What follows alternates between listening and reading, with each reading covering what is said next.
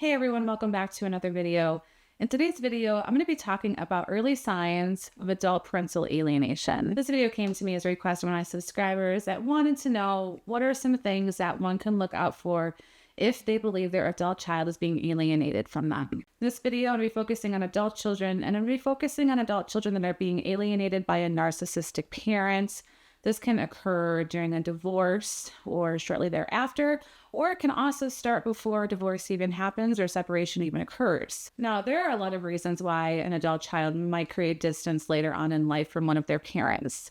However, there are certain things that we can take note of that might tell us if alienation might be the cause of that distancing. Again, these are just some general signs. It might look different for everybody. It might look different depending on the child and the situation. But just in general, some things that you can notice if your child is being alienated by a narcissistic parent. So the first thing you can notice is extreme hostility towards the alienated parent. The source of this resentment and rage is unwarranted, meaning that there isn't any valid reason on why it should be occurring. And this can seemingly happen in what seems like overnight.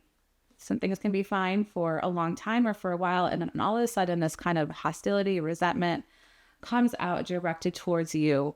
And that can be really hard to cope with and handle, again, because this negative perception is a very distorted presentation by the narcissistic parent. A second possible sign of adult parental alienation is their refusal to reconnect. So this might happen when you're noticing this hostility, you're noticing this rage, and you try to talk to your child about it, and they refuse to communicate with you. Of course, this is assuming that there are opportunities for you to reconnect, of course.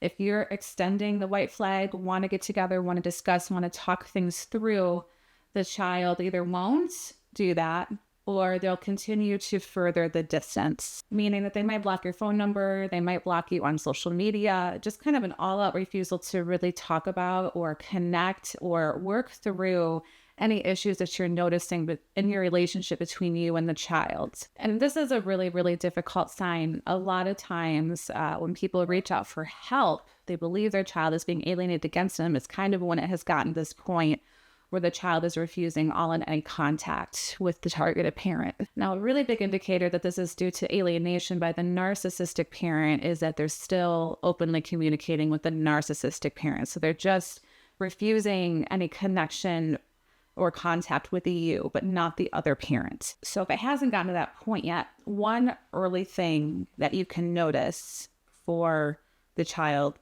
absolves all contact is kind of the slow kind of tapering distancing. Now, this doesn't always occur. However, it can. So if you're noticing changes, right, and how often your kids are reaching out to you, how often that you're getting together with them, again, seems unwarranted, no valid reasons for it occurring, that could be kind of an even earlier sign that there's an alienation attempt occurring. And in those moments, what can help is to check in with your kids. Like, I'm noticing that there's been distance between us lately, and I just wanted to make sure everything's okay. Connecting, checking in with them, seeing where they're at, seeing if they have any questions about anything that might be going on between you and the narcissistic parent. If this is like a divorce type thing, is there anything you want to ask me or talk about?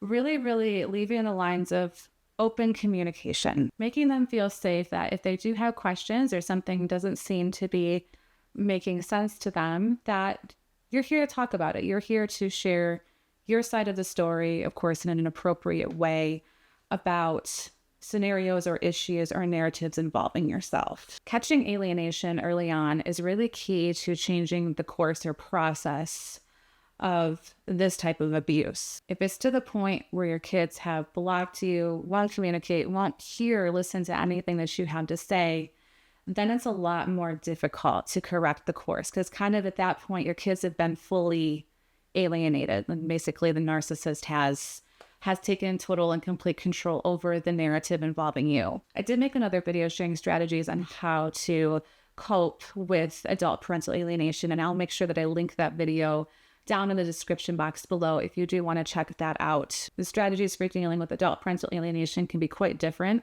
than the strategies for dealing with parental alienation when it's happening to a minor child that still lives in your home, especially. The third sign you can notice is a lack of empathy towards the alienated parent. So watching this video, assuming that you're the parent being alienated, What you might notice is just a general lack of concern for your feelings or emotions. They might be very dismissive of how you feel.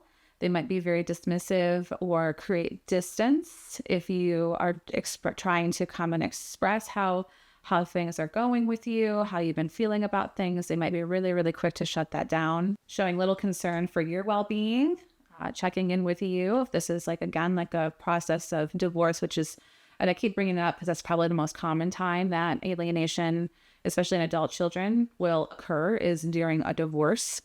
They're not checking in with you to see how you're coping and how you're doing, yet they're still checking in with a narcissistic parent to see how they're doing. That could be a sign that alienation is underway. A fourth thing that you can notice in adult children is that they're blaming you for what went wrong in the relationship with the narcissistic parent. This can look like solely attributing any negative experiences to you without bringing or holding any accountability against the narcissistic parent. This can look like totally holding you responsible for anything negative that happened in the relationship without giving any accountability to the narcissistic parent. They struggle to see both sides. And again, this can be it's kind of related to that lack of empathy piece, right? Where the child's refusing to see your side. However, they fully will see the narcissistic parent's side and agree with them. This is often the result of some pretty extreme gaslighting from the narcissistic parent to really distort the reality of the child.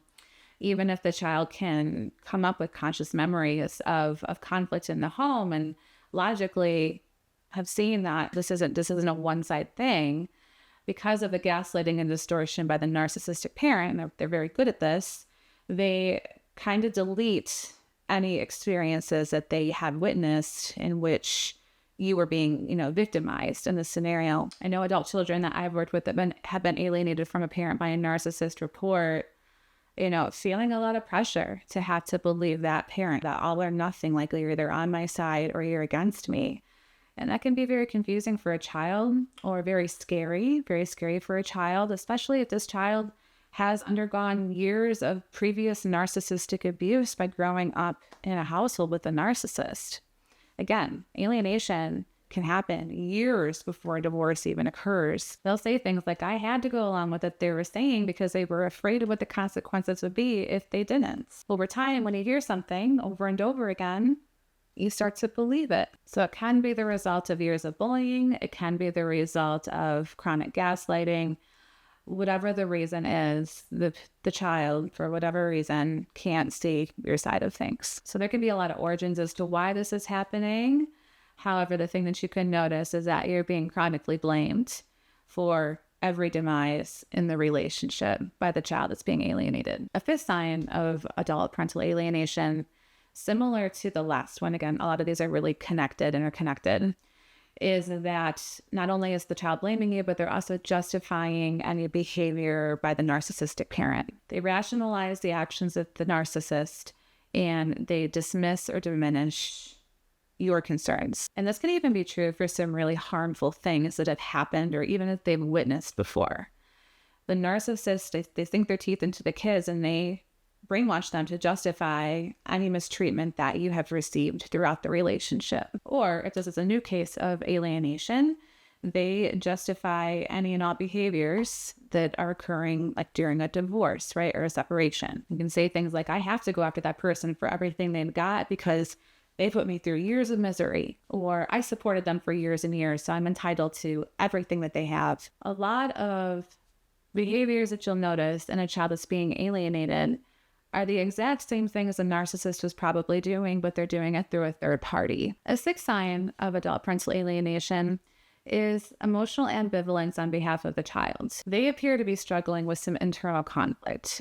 They might be acting confused. They might be questioning you about a lot of things, either currently going on or things that happened in the past, because they're trying to make sense of everything that they're hearing from the narcissistic parent. So again, a good strategy being open communication. I am open to answering any questions that you have. I understand, again, validating how they feel, that yes, this is confusing. Divorce is always confusing for kids. Even adult children struggle when their parents are getting divorced. I'm here if you want to talk about anything. Statements like that can be very powerful. They can feel safe, help a child who's in a very confused state, torn state right now, feel safe. Most likely the narcissistic parent isn't using that type of language. They aren't utilizing open communication techniques, right? They're just telling the child things, right? They're telling them what happened. They're telling them what narrative or scenario that they need to believe, and they can be very coercive when doing this. The best strategy for dealing with parental alienation, kids of all ages, is to be the healthy parent. If you're watching this and have young kids, be the healthy parent. If you're watching this with older kids, be the healthy parent. Don't get caught up in the games. Don't get caught up in reverse alienating, pointing fingers, putting the child in the middle. Don't do any of that stuff. The narcissist will use that as ammunition. They will take that, they will twist and turn it and use it against you. The child comes to you with an accusation or something. It is okay for you to say, that is not how I remember that happening. Actually, I remember it happening like this, validating how they feel. I get that it must be very confusing to see me and your mom or me and your dad having conflict like this. Do you have any questions? Language and communication is a huge, huge part of stopping parental alienation in its tracks. There are other strategies you can use, and again, I'll link that video down below to check out that video. This is a situation where there isn't always a happy ending, I will say, especially when we're dealing with adult children. Again, it's a very different animal than dealing with minor kids. Sometimes when full alienation sets in, and again, there's, the refusal to connect is happening, that the child isn't opening to hearing your side of things.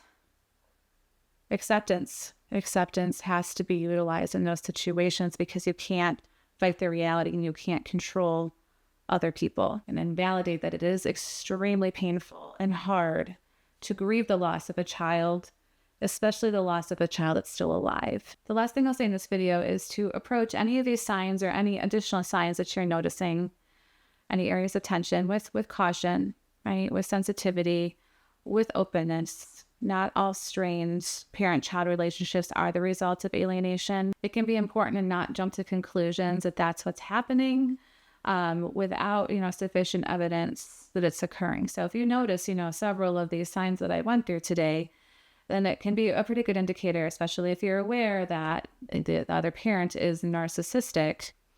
That can be a really good indicator that it can be alienation, right? But getting a professional opinion, like seeing a therapist, talking with someone who is knowledgeable in this topic, can be very, very valuable. You know your kids best. If something feels off, express that.